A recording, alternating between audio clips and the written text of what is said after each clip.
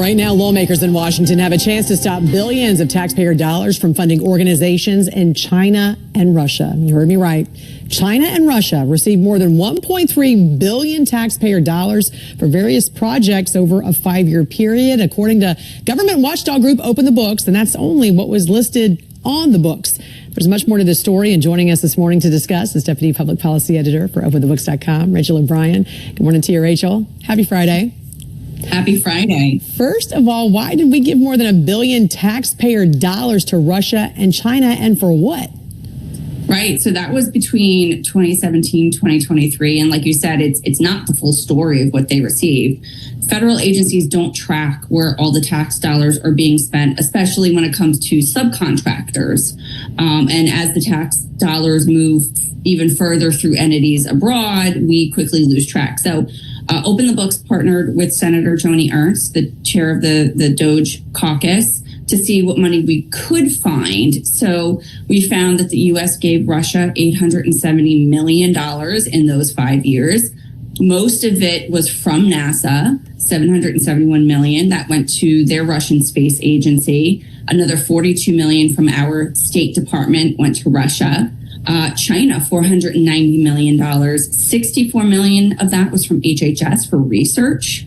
$59 million from the State Department for research. $2 million went to the Wuhan Institute of Virology. We know who they are, the creator of COVID-19. $52 million we sent them from the DOD, and there's more.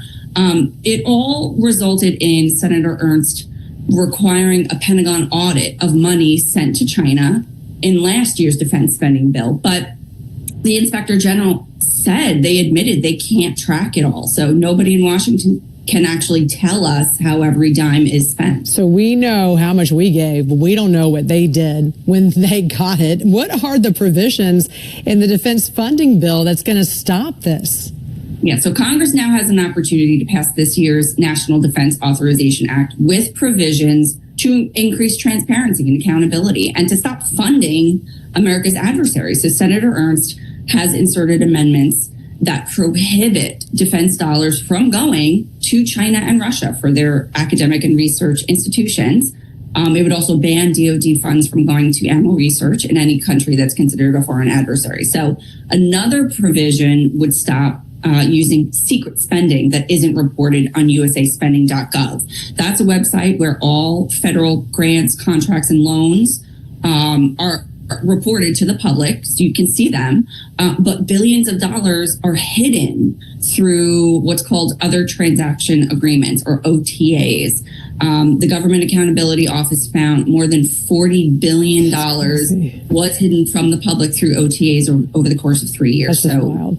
Yeah. That's unbelievable. Now, your organization has done extensive work over the years to try and root out and find some of this information. Lawmakers on Capitol Hill, though, are pretty quick to point this stuff out. So why aren't they doing anything about it?